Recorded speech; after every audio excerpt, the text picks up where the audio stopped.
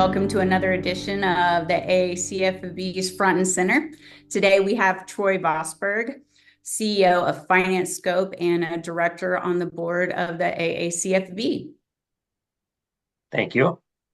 You're welcome. It's nice to finally meet you. When I learned we were going to be able to do an interview with you, I was very excited, knowing that you're looking forward to some moves in the AACFB. Tell me a little bit about what you're looking to do with the AACFB this year. Yeah, so this year's kind of exciting.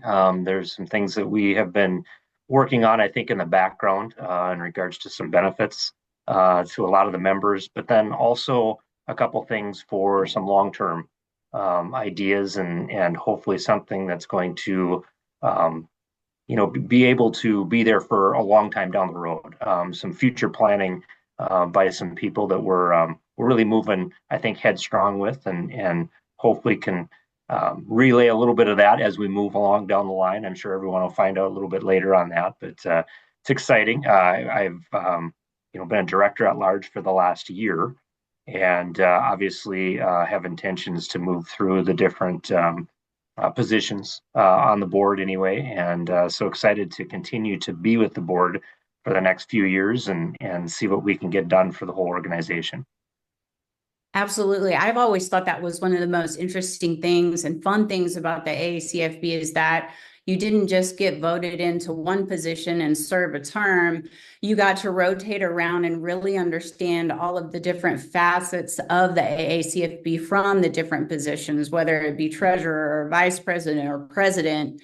You got the opportunity to really employ your skills and to participate in all of those different positions. And that makes it a unique situation, I think. It does definitely. I mean, it's a unique industry, and there's different ideas, I think, and backgrounds, different opinions from a lot of people within the industry, and so that really kind of allows, again, maybe some new leadership, or you work your way through some different leadership.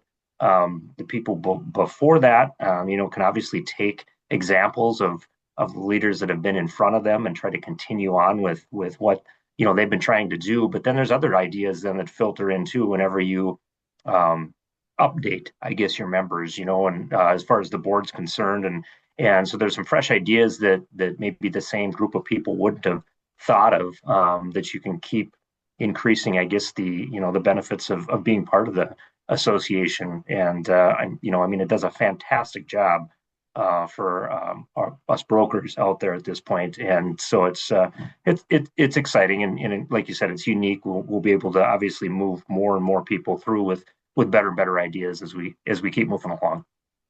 Yeah, a dynamic industry needs a dynamic association, right? Right. With dynamic people, dynamic ideas.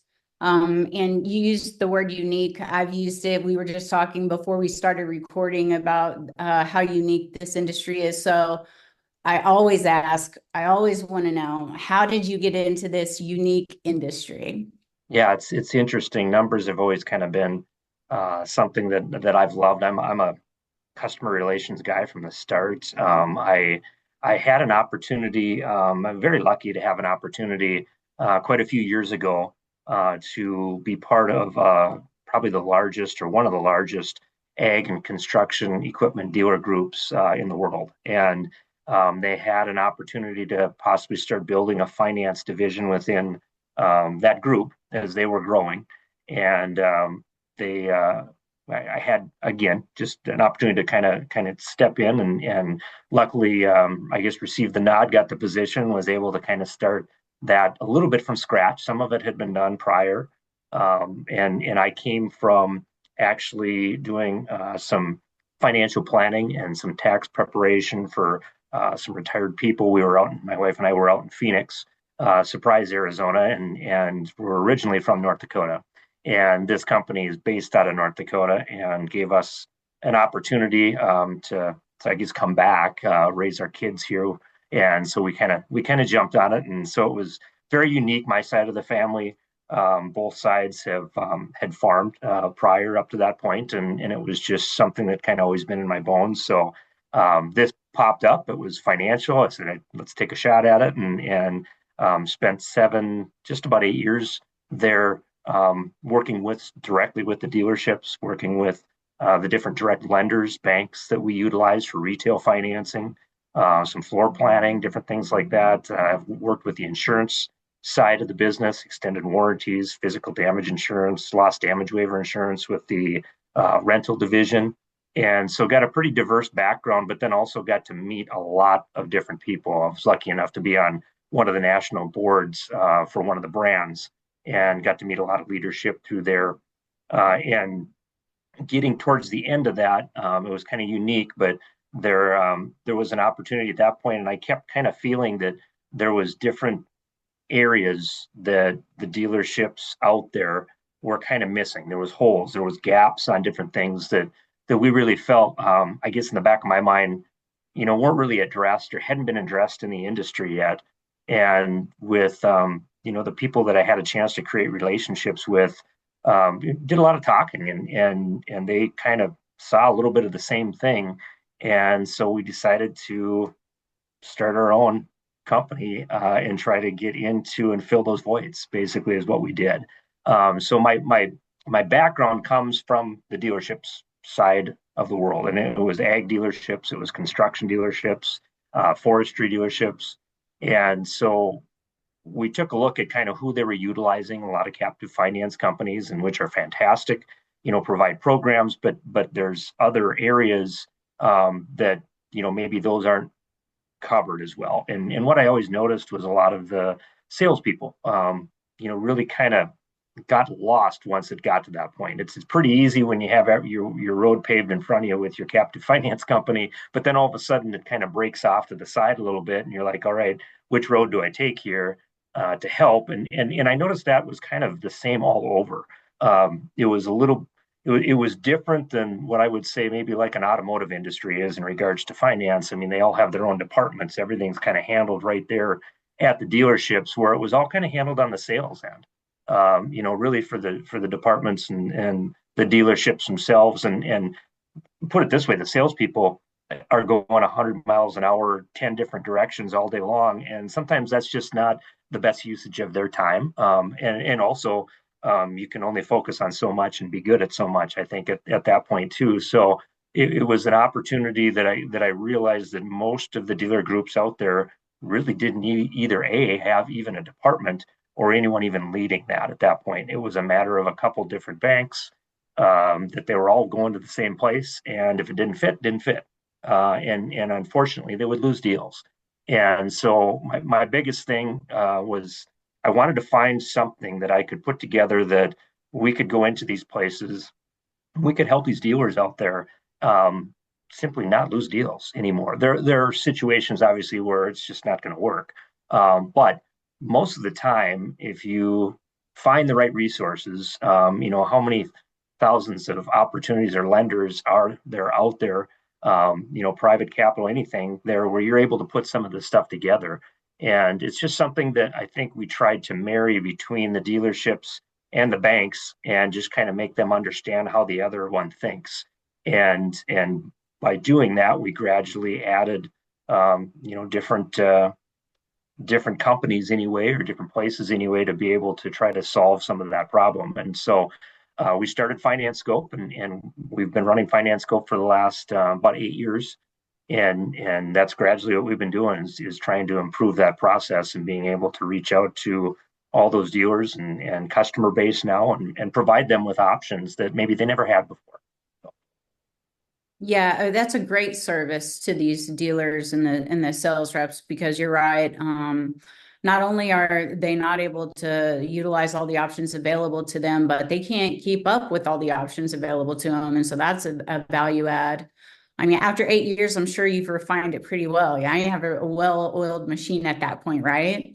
Well, you'd like to think that you do, but you always realize that there's better ways to do it too. And so that's, I think, what keeps me going all the time is the minute you sit back and you start to think that you've got things figured out is the time that someone passes you. And so we need to continue to find the right places. We need to continue to help the people that are doing this same thing, whether it's whether it's ag, construction, forestry, whether it's anything. That's the unique thing about our association is there's so many different diverse industries and areas that the people that belong to it are working with. And they're all kind of in general, working on trying to do the same thing for their customers.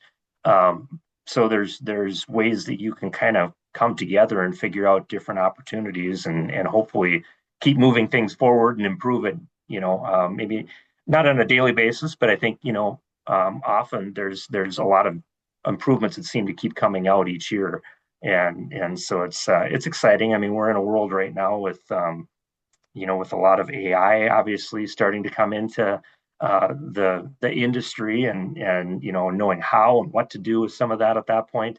There's just different things that always evolve, and so it's always exciting, and it's nice to be able to have the opportunity to try to vet some of that and help your fellow cohorts out with all of that throughout the country. So I was real tempted, but I wasn't going to bring up the A word. You know what I mean? Like, it's I scary. wanted to though. Like, what are you doing over there with AI? But Right. No, yeah, it's yeah. I mean, you could go in a rabbit hole on something like that, at this point, and so you I don't know. It's I've never been one to just all of a sudden see something and just jump at it. I feel like I need to get too much research done, and sometimes maybe that puts me behind. But I do want to make sure that obviously when you're doing something like that, when you make a decision with that kind of stuff, it could make or break what you're doing, so you really got to be careful. But I think it's obviously a way of the future.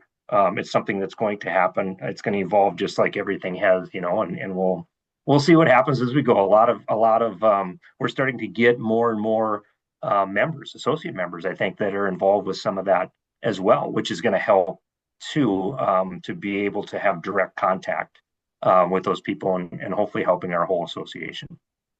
yeah, absolutely. What a great resource in being able to have people from those, like you said, the diverse backgrounds, diverse skill sets, and here they all come together in one great conglomerate where you can all pull from each other's resources, and Right.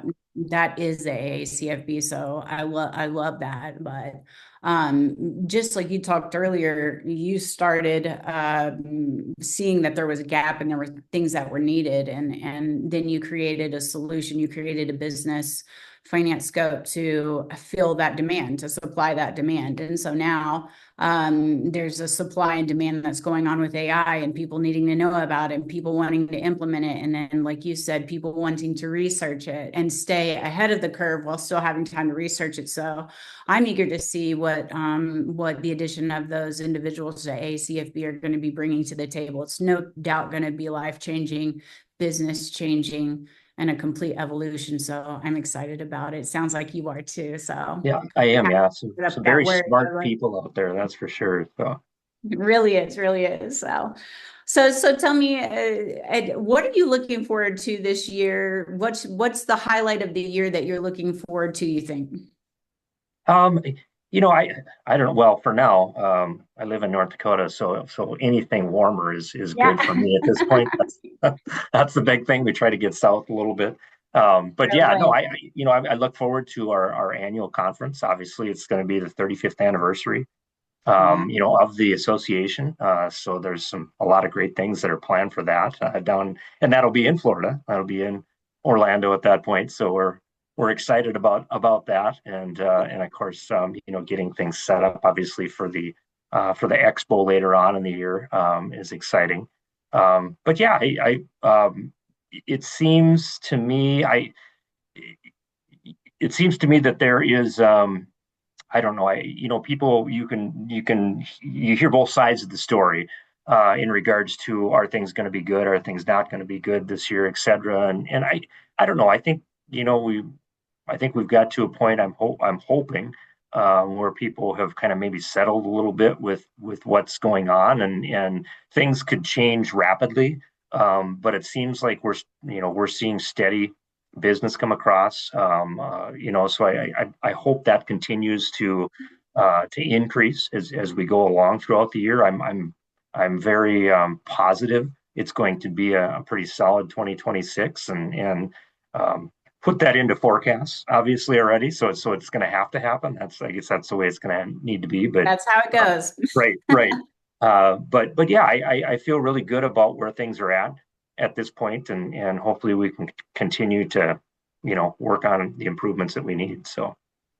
Yeah, absolutely. What about you personally? Do you have anything coming up this year that you think is going to be fantastic or you just know is going to be? I heard you say that you have some little ones, you have a family. Anything exciting? I do. Yeah, it's interesting. I played, was in athletics, high school into college, and so my heart still, that's what drives me. It seems like watching. I've got two sons, one's 13, one that's 11 at this point, and so they're obviously into activities year round at this point, and we push them, and we try not to push them too hard. We try to let them kind of choose what they want to do.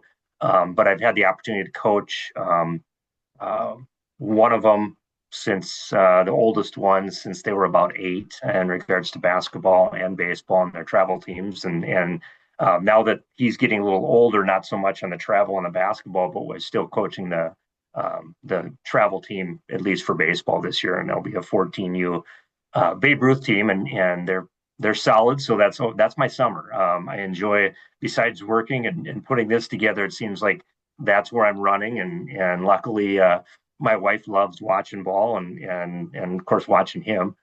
So it's always interesting.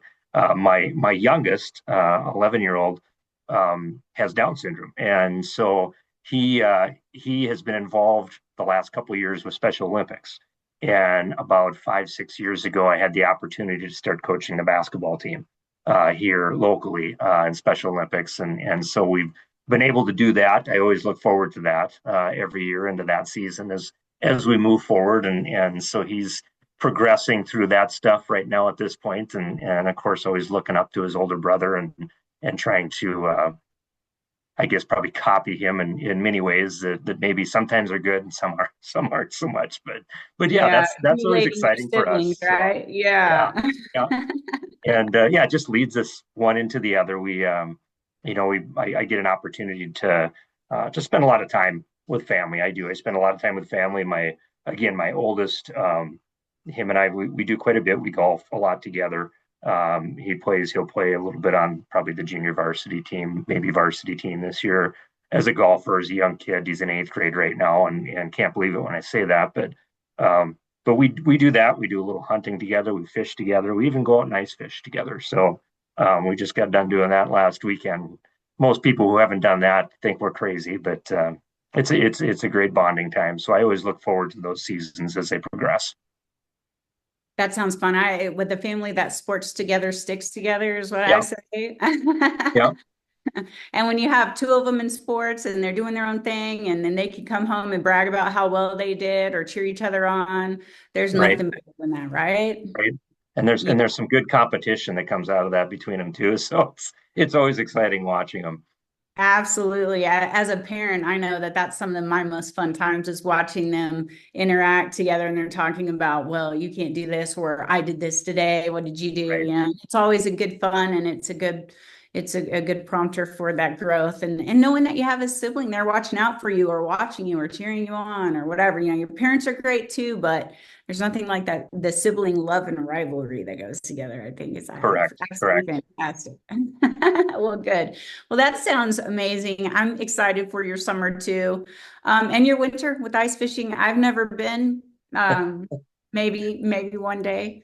But that sounds fantastic. So here comes the nitty-gritty part. I'm going to ask you the question that we always ask everyone before we have to let you go, because I know you have a hard stop because you're a busy business owner and director of the board for AACFB. So what's one little known fact about you that no one knows unless they watch this video to the end, this point right now? What's the secret about Troy? Boy, that's kind of tough, actually. I probably let it out already. Majority of the people out there probably were not aware of my son anyway at that point, and what we've done and been able to do with him and what he's brought to our life has been pretty amazing.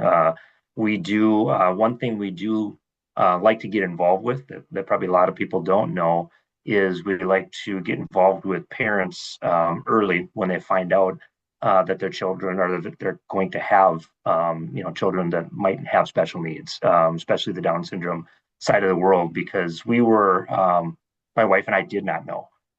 We didn't find out till 10 minutes after he was born at that point. And so it's such a difference from that point in your life to even 2 months later, to 6 months later, to 2 years later, depending on what you go through. And everyone has an individual journey with it. But what's unique is you get yourself to a point where all of a sudden you felt like that initial point is kind of a little bit of you feel sorry for yourself a little bit. You feel down. You feel like things got cheated. And then as things move along, the real interesting thing is all of a sudden you realize the gift that you were given at this point and how it enhances what you do and how you look at things and how you are able to help people and the good that they do. I talk about him often because he kind of blows my mind. You can walk into a gymnasium at a basketball game, and everyone knows Lucas.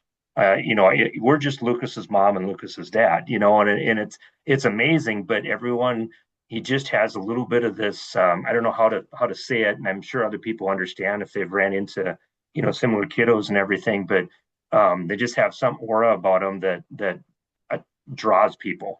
And so we went from thinking there was going to be no inclusion to, it's crazy, the lifestyle that we've been able to live and been able to learn from that point. So one of the things we try to do to get to my point, I guess, is we try to make sure we meet with those parents as early as possible. As soon as we find out what's going on, and my wife was a labor and delivery nurse. She was an RN, and she's still an RN in the clinic version now, because now it's a little bit easier for her to have more of an 8 to 5 position with as busy as we are than it was to work shifts in the evening and during the day.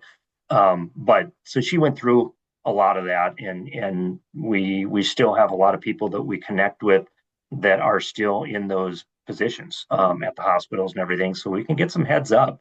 And the first thing we want to do is reach out to them and let them know everything's going to be okay. But then spend time with them and be able to bring Lucas in and show them what life is going to be and how it's going to be okay at that point. And so it's one of those things that everyone needs, I think, at that time. And we had a little bit of help, and I'll never be able to thank the people that helped us enough, right from that get go. So that's just one thing that a lot of people don't know that we do, but it's something that's near and dear to my heart. So.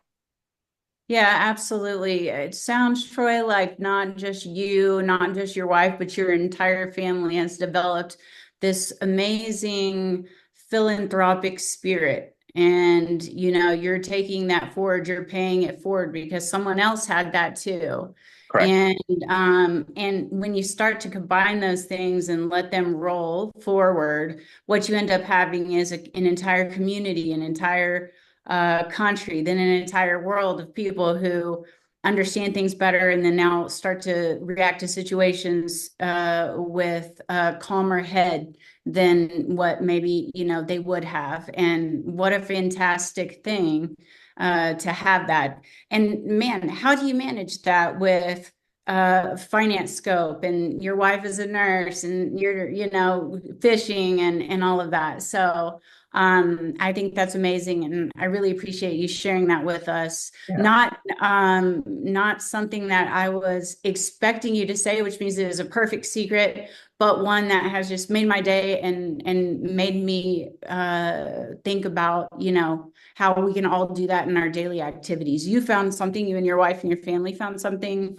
And if everybody could do that with what hardships they've come across, then there wouldn't be much wrong, right?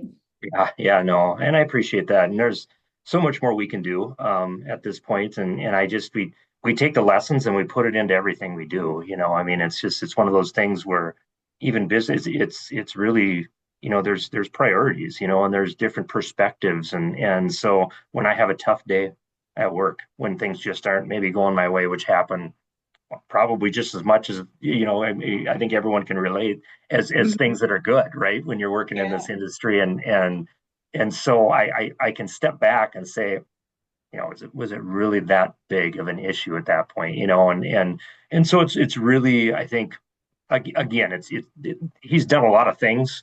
He's brought a lot of things to our life that we never would have ever had, and so it's very unique. And I don't think I could ever thank him enough. So Yeah. What a wonderful perspective, that he's brought forward. Like you said, putting the small problems in perspective. Even that is such a great gift when you have someone in your life that can help you put your problems in perspective. I mean, I'd buy that for $1 or a lot of dollars, right? Yeah. Instead right, of sitting here going, oh, it's been the worst day ever. So I get yeah, that.